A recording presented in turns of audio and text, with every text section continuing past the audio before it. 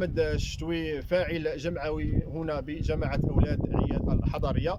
هنا بالنسبة للأزمة ديال العطش أو أزمة الماء هنا بجماعة أولاد عياد الحضرية اللي كتعاني منها الساكنة العيادية حوالي 6 أشهر، حوالي من شهر 6 والعيد الكبير داز والناس ما زالت تعاني هذه الأزمة ديال العطش اللي صابت هنا الساكنة برمتها. دقينا عدة أبواب كيف ما كنا قلنا في عدة مواقع التواصل الاجتماعي، ولكن هذه الابواب هذه لقيناها مصاده في وجوه الساكنه العياديه، لولا مؤخرا اللي دخل السيد الباشا. هذا السيد الباشا اللي جاء جديد مؤخرا دخل وعطى بعض الحلول، ربما هناك في بعض نقط سوداء كحي الامل وحي النخيل وحي نبيعات، ولكن هذا الشيء ما تينفعش، وما هذا الشيء ما زاد عاوتاني الساكنه العياديه عطش في عطش. لهذا تناشدوا وتنشوفوا مع الناس المسؤولين باش يشوفوا لنا هذا الحل. تناشدوا السيد والي الجهه والسيد عامل العمل الاقليمي في كريم بن باش يشوف لنا هذا الحل ديال الازمه ديال العطش، ازمه الماء اللي صابت الساكنه. لهذا تنشوفوا وخاصنا بغينا نهضروا مع الناس ديال الاراضي حتى هما بغينا نشوفوا لنا هذا المشكل ديال الحل. شوفوا لنا هذا المشكل ديال الماء صراحه اللي طول بزاف، لان الاراضي والناس المسؤولين ديال الجماعه هما يتحملوا مسؤوليه في هذه الازمه. علاش؟ لان الناس ديال الاراضي ثانيه معهم الجماعه واحد الكونترا، والناس كذلك تيتسناو الناس ديال الساكنه العياديه كذلك لسانين مع الناس ديال الاراضي كونترا. وهاد البنود صراحه اللي ضربوا صراحه ضربوا عرض الحائط. علاش لهذا تتساءلوا الساكنه العياديه حتى لين الناس تتموت بالعطش. واش الناس ولفوا الكروسه؟ ما عرفتش. ناضلنا وخرجنا في عده وقفات وعده مسيرات احتجاجيه سلميه امام الاراضي وامام الجماعه، ولا احد تحرك او حرك ساكنا بهذا المشكل هذا. لهذا مره اخرى تنطالب المسؤولين يتدخلوا.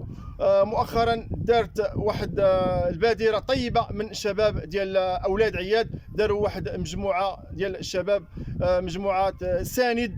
ربحنا خدامين الحمد لله، وتنجمعوا التوقيعات من الساكنه لنا غادي نديروا واحد الشكايه ان شاء الله غادي يوقعوا فيها الساكنه العياديه، لحقاش هادشي راه بزاف وبزاف.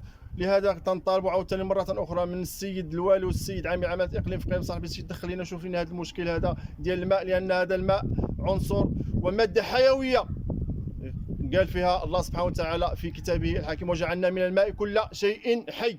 وكذلك دارت في الدستور في الماده 31 اللي قال لك خاص المؤسسات والجماعات الترابيه توفر جميع الوسائل الممكنه باش توفر لنا واحد الجغمه ديال الماء. لهذا مره اخرى هذا نداء تنقولوه امام الملأ: عطيو الناس وعطيو الساكنه العياديه الماء. كيف يعقل ان عده جماعات هنا باقليم فقيه مصالح الحمد لله توفرت لهم هذه الماده الحيويه الا وهي الماء صالح للشرب؟ علاش جماعه اولاد عياد بوحدها محتالين غادي نبقاو عطشانين تالين عباد الله تالين؟ لهذا مره اخرى في الاخير تنبغي نوصل الرساله ديالي الناس المسؤولين كاينين الفوق باش يشوفوا لنا هذا المشكل هذا. والسلام عليكم. بالنسبه لواحد السؤال الاخ شتوي، سمعنا بانه كاين دي سيتيرن هنايا واقفين ما خدامينش، كيفاش ممكن تشرح لنا اكثر في هذا الموضوع؟ بالنسبه خويا هاد لي سيتيرن هادو دخل السيد الباشا مشكور من هذا المنبر هذا، جابهم من العماله، وكما قلت لك من قبل راه حطهم في هاد النقاط السوداء اللي فيهم واحد التكتل، واحد الكثافه سكانيه ما فيهمش الماء بصفه نهائيه. تيعمروا عاوتاني هاد لي سيتيرن هادو، ولكن هاد الشيء خاصو بزاف ديال المصاريف، خاصو لي كاربيرون، خاصو المازوت، خاصو ليسانس، خاصو بزاف. جي يخوي في السيتيرنا بعض المرات عاوتاني تيتخواو، وخاصك عاوتاني يكونوا سيكوريزي عاوتاني بزاف ديال المشاكل في هاد لي سيتيرن هادو. ولكن راه هادو حلول، بعد هادو حلول ترقيعيه ما عندك ما دير. حنا نتسناو. قال لك كاين واحد الشركه اخرى غادي تدخل الشهر ماجي، كاين قال لك كوزيمار تا هو راه غادي يعطي الماء. حنا تنتسناو، راك ربما غادي تشوفوا عاوتاني الوليدات دافع الكرارس، الناس كبار دافع الكرارس، العيالات راه هادشي زادنا عاوتاني مشاكل، وزادنا عاوتاني شقيه فوق شقيه. واش تمشي تقرا ولا تمشي تدفع كروسه؟ ما الله يحسن العوان، الله يحسن العوان. وانا هادشي اللي لهذا من هذا المنبر تنبغي نشكر واحد الشباب صراحه، مجموعه ديال الشباب اللي كنت قلت لك من قبل داروا هاد البادره طيبه ديال مجموعه ساند.